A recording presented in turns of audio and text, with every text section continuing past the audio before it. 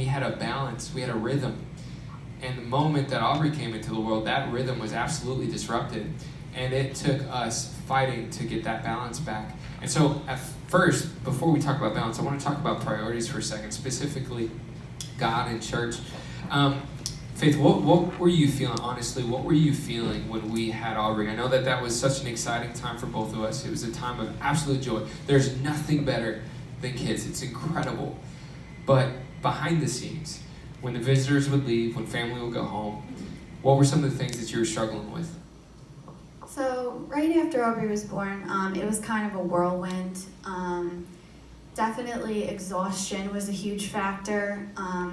Being overwhelmed by the responsibility of it all, just feeling like inadequate or incapable at times, and definitely hormonal and just kind of recovering from the whole thing.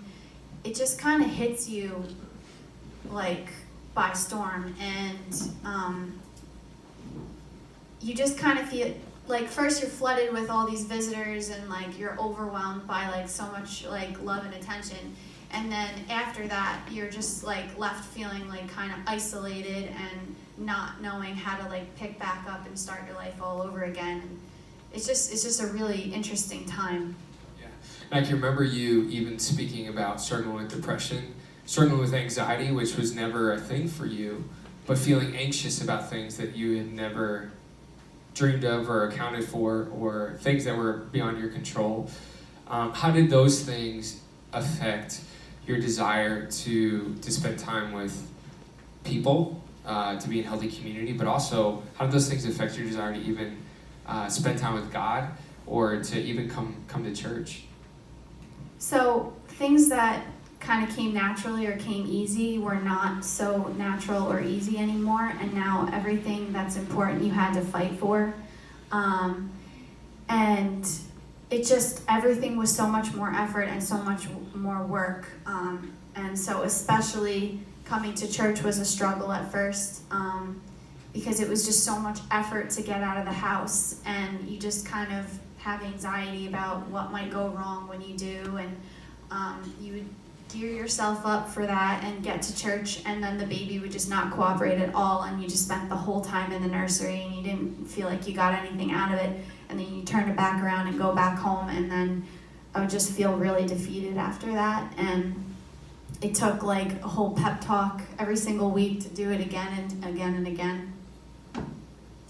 Yeah, I remember from my perspective, my point of view, I didn't really see this coming either, and I didn't know, is this all normal? Is this not normal? I wasn't really sure.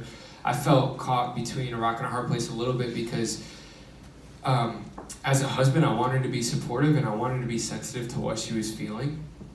I was also trying to gauge, God, I know that I'm supposed to lead my family spiritually, so where does that come into the mix? Like, how do I balance being sensitive to my wife feeling too anxious to come to church with also trying to lead my family spiritually? And it was a little bit of a confusing time for me, and I just started praying about it. I was like, I don't really know what to do. I don't know what the balance is. And we took a month after the baby was born before bringing Aubrey around. But in that month when I was praying, I just felt like God kind of gave me a little bit of a game plan, and I felt this realization so real that we could have said, like, you know what, we're just not ready. We're gonna wait till the baby's 3 months, or we're gonna wait till the baby is 6 months. But I felt like God was like, if you do that, you'll never make it a priority. If you don't start now, you'll never do it. There'll always be an excuse. There'll always be a reason why you can't do it now. And so I felt really strongly that once we hit that 4-week mark, that I was like, okay, I need to start leading. But I felt like God was like, you just need to celebrate the wins. You just need to celebrate the positive. And so the approach that I tried to take was just trying to encourage Faith, and it was so hard in the beginning because, like Faith said, there were so many times where she'd like be on her way to church and the baby would like throw up all over herself, or she'd come to church and Aubrey would be screaming. Faith literally heard nothing, and then she went through all that effort. She's going home even more discouraged than when she came.